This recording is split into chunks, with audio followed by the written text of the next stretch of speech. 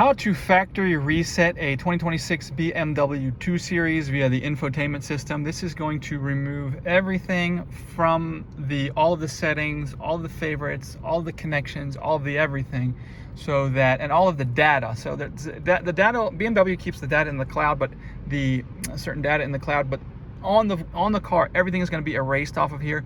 So you're going to want to do this like if you're going to sell your car, or if you're buying a used car from somebody or something like that, and you just want to get a fresh start, basically like you're buying a new car from the system's standpoint. We're just going to come over here and we're going to hit this menu button here, and then we have these different tabs.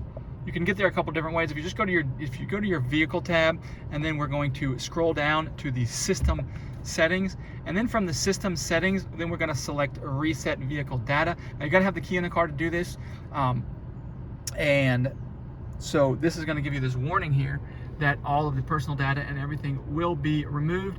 And then once you do that, then it will reset this whole thing, and then you can just start again, pairing your phones, all that kind of stuff, getting your settings set up like it's a brand new car.